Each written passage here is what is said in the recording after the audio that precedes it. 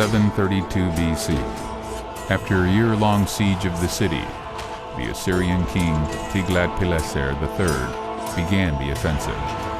With the skillful use of catapults and specific siege equipments known as Great Flies, the Assyrians collapsed the walls and entered the city of Damascus.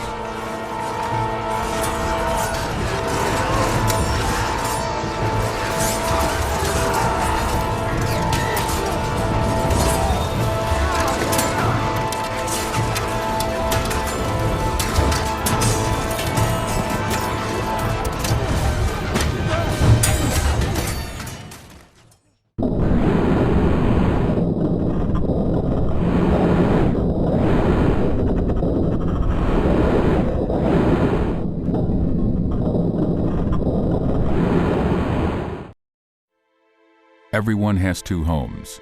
The first one is where he was born. The second is where his ancestors were born and lived.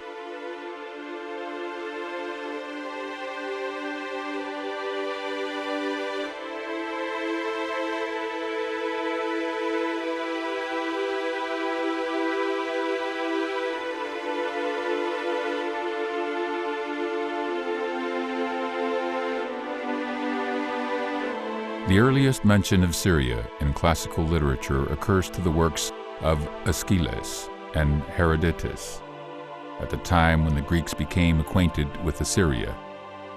It was a province of the vast Roman Empire. The name of Syria was formed as a result of the Greek mispronunciation of Assyria.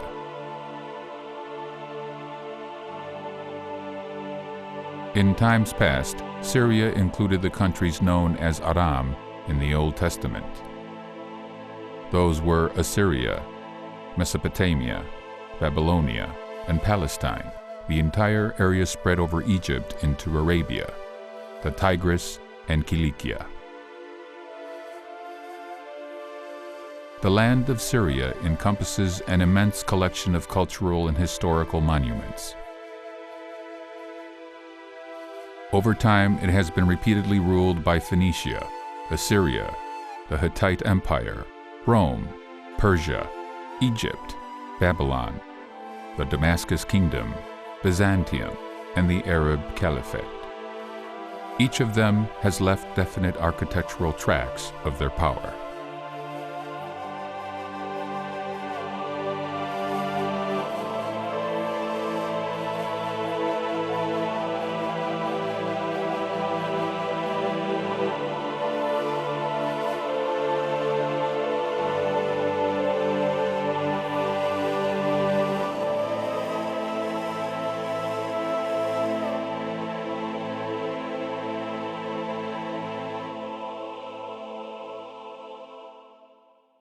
The ancient Greek historian Herodotus wrote that the Greeks called the Assyrians by the name Syrian, dropping the A. And that's the first instance we know of the distinction in the name of the same people. Then the Romans, when they conquered the western part of the former Assyrian Empire, they gave the name Syria to the province they created, which is today Damascus and Aleppo. So that is the distinction between Syria and Assyria. They are the same people, of course, and the ancient Assyrian Empire was the first real empire in history. What do I mean? It is that it had many different peoples included in the empire, all speaking Aramaic and becoming what may be called Assyrian citizens. That was the first time in history that we have this. For example, Elamite musicians were brought to Nineveh and they were made Assyrians, which means that Assyria was more than just a small country. It was the empire, the whole Fertile Crescent. The people of Syria, together with the Mesopotamians, made up a Semitic tribe called Arameans. Little is known about the prehistoric power structure of Syria. In ancient times, each city with its nearby villages and farmlands represented an independent state. fabulous Damascus was one of them. For many hundreds of years, Damascus has been a constant war stage for foreign invaders. Like no other modern city in the world, Damascus has been influenced by a spectacular patchwork of diverse cultures and peoples. During its existence, the city has been a witness to the passage of every historical era, starting from the Neolithic.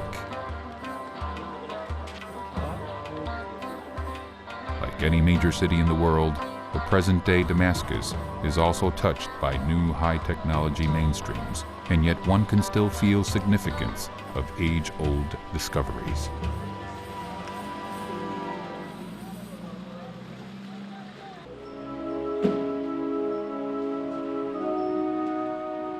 The old city, the heart of Damascus, still exudes a spirit of historical reminiscence. It's so easy to get misled in the labyrinth of the narrow, winding medieval streets, or when walking along the geometrically exact squares of the Greek-Roman quarters. Even the stones are scarcely preserved here. The remnants of the Roman constructions, like worthless scraps, are negligently scattered throughout the old city. For many centuries, legendary Damascus attracted various cultures and peoples to itself. The fertile Barada River Valley and the Ghouta Oasis were continually visited by merchants, invaders, adventurers, and pilgrims enthralled by the fame of Damascus masters and rumors of the city's rich markets.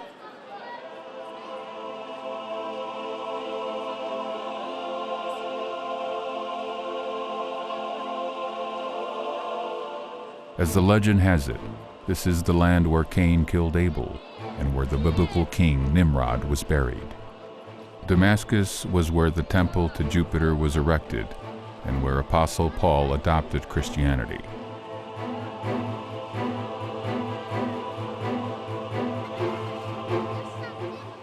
Here is the Umayyad Mosque, the largest and oldest mosque in the world, located in the old city of Damascus. Muslims considered it to be one of their holiest mosques. The mosque holds a shrine which is said to contain the head of John the Baptist, honored as a prophet by both Christians and Muslims.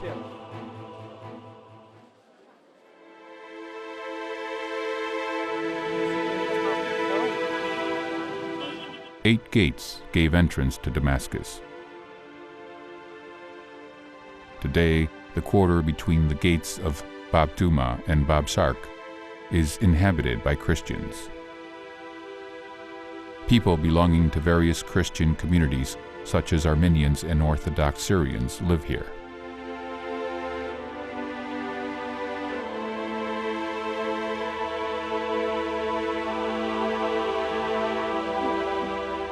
Narrow streets twist through the depth of the suburb, where proud churches of Catholic, Syriac Orthodox,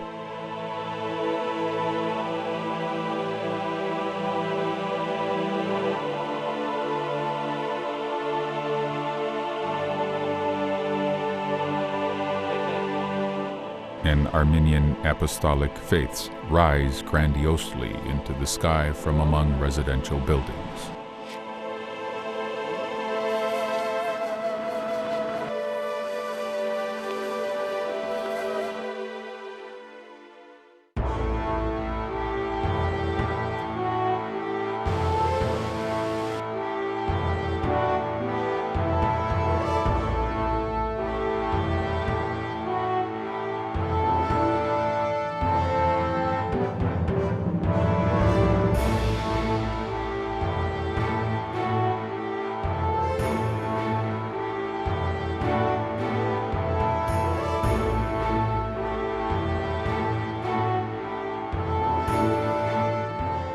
Aleppo, the second largest city of Syria, is one of the ancient settlements on Earth, with a history dating back more than 5,000 years. The centuries-old center of the Great Silk Road, located some 360 kilometers north of Damascus,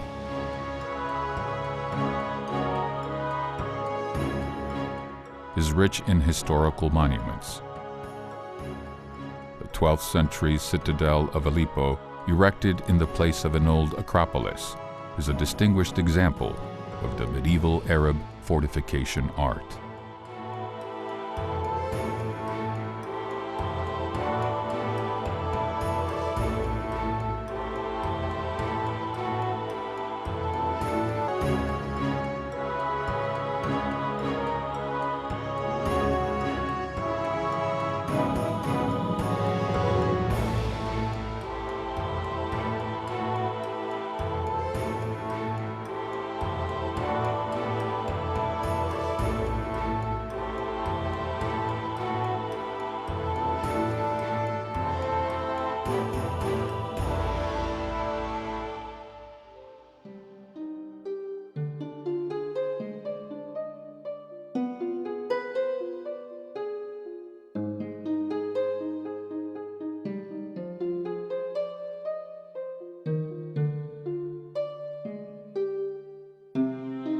Along with neighboring mosques, churches of different beliefs are peacefully placed on the dazzling background of the eastern city.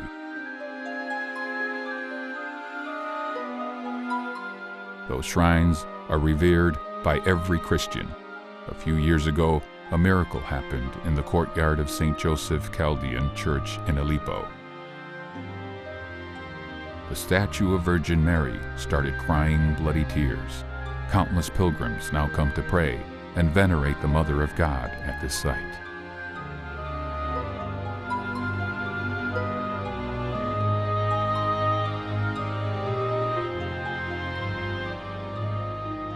Each Christian community, snuggled around its belief, lives a distinctive life and shares a principal goal: upholding Christianity and national traditions. The Assyrians, like Armenians and Jews, in urban areas in particular, lived around their places of worship. We have to remember that people did not have modes of transportation other than walking, especially for people considered by Islam to be dhimmis. There were at times restrictions on whether they could even ride a horse. Sometimes if they had to ride, they were forced to ride donkeys, for example. So that people needed to live within walking distance of their places of worship. So that among the Assyrians then, you had the Monophysite, that is the Syriac Church, the Syriac Catholic Church, the Chaldean Catholic Church, and of course the Church of the East, which had their community, their members, living within walking distance of the churches, so that they became somewhat confined to their own communities and did not necessarily have much to do with the other communities, partly because of religious denominational reasons and partly because of distance. Although the language was something that they shared, depending on which part of the Middle East they came from, and the writing system, of course, was the same. Still, there were dialects that affected communications as well. Medieval Syria, the richest province of the Roman Empire, occupied the approximate area extended from the southeast end of Asia Minor to the upper banks of the Jordan, and from the northeast shores of the Mediterranean Sea to the valley of the Tigris and Euphrates.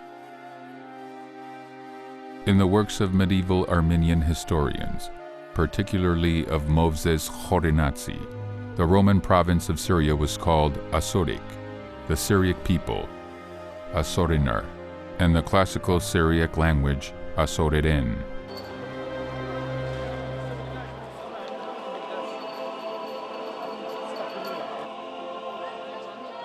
So who were the peoples who inhabited this land in the early period of Christendom?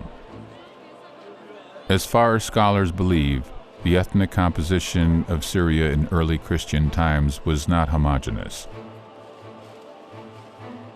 It consisted of Syrian Arameans, Hellenized people who had dwelt in these areas since the end of the 2nd millennium BC, Phoenicians, descendants of Greek colonists, nomad Arabs, and Roman veterans.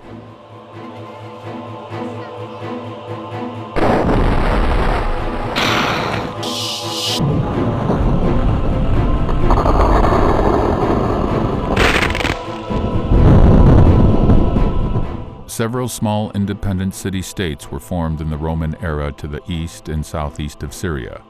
Aramean Palmyra was one of the prosperous city-states. Central part of Syria contains vivid green oases, with hot springs amid wind-blown sand dunes and occasional shrubs. In early Christian times, there was a famous oasis settlement, having the hot spring Efka as its only source of life. Caravans used to stop here to have a rest under the fascinating shadows of palm trees. A flourishing city gradually emerged here, later becoming the leading caravan city on the east-west route. The Aramaic name of Palmyra is Tadmor, City of Palms. The word Palmyra is a synonym for beauty. However, this description does not only refer to the times when the city reached the pinnacle of its greatness, a time when the kings of Palmyra were titled emperors, equal to the Roman rulers, and commanding the Roman legions in Asia. Nor does it refer to when Palmyra was the capital of the Middle East. The ruins of the city are still amazing with their beauty and splendor. In the second half of the 3rd century, under the reign of Queen Zenobia, Palmyra ruled over Egypt and much of Asia Minor. Zenobia proclaimed herself empress and even considered marching against Rome, but in 272 AD she was eventually defeated and captured by the Roman Emperor Aurelian. What followed was the sunset of Palmyra, one of the most blooming and ravishing cities of the Orient.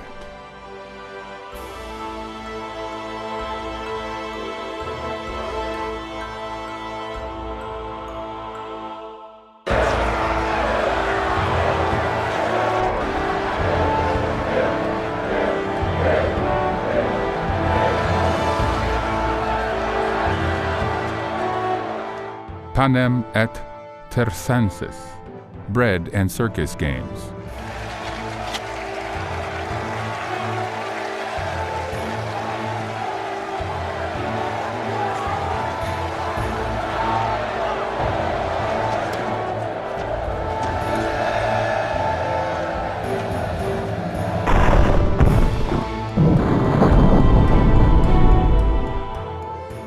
Theatrical performances were undoubtedly one of the significant features of medieval Syrian public life.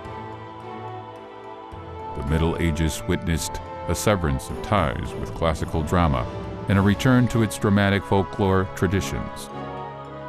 Stage performances spanned mime, pantomime, circus entertainments, fist-fighting, and gladiatorial combats. Theater art was so developed in Syria that many of the country's talented masters acting in different stage art genres were periodically invited to Rome.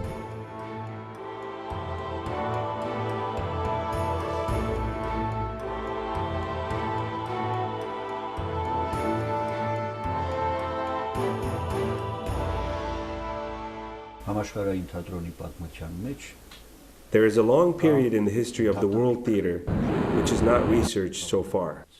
It dates back to the 5th through the 12th centuries, beginning from the collapse of the Roman Empire up to the formation of the European national kingdoms. The European literature researchers call this time period Greek, Syriac, Coptic, followed by the Western period Latin, Celtic, German. I would call the Greek, Syriac, Coptic period Assyrian, Armenian as well, because the Armenians too belong to that period. Syria, or Assyric, as the Armenians call it, was the leader in this aspect, for since the fall of the Roman Empire, it had become the main shelter of the Roman theatrical traditions. The facts are based in the existence of the ruins of theaters, which were many in the Middle East. In Syria, there were theaters in Edessa, Jabail, Bosra, Gaza, and Sirius. I counted only 5, but there were probably more. Several facts point out that the mimic theater in particular developed and prospered in Syria or Assyric. The most interesting fact referring to this is the speech of a 5th century scholar, Horicius, in support of the mimic theater. The theory on rejecting of the theater art developed even long before the early pre-Christian ages. Different speeches against theater were being written. That means the social communication system which was functioning before the Christian era, was outdated, while Christianity brought about a new setting of social communication, the church rejecting the old system.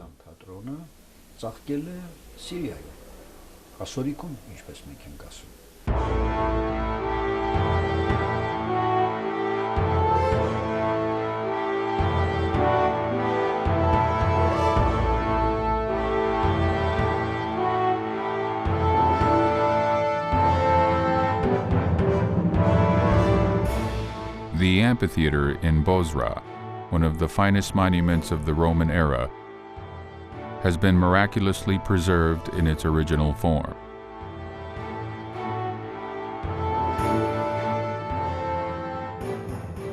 Bozrah is most famous for its magnificent Roman amphitheater, which was later converted into a fortress by the Ayyubids.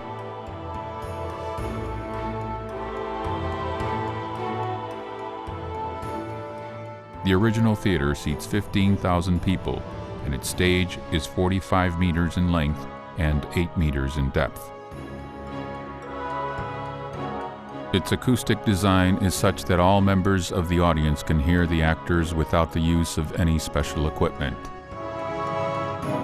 There is a large area in front of the stage that might have been used for circuses or gladiatorial matches.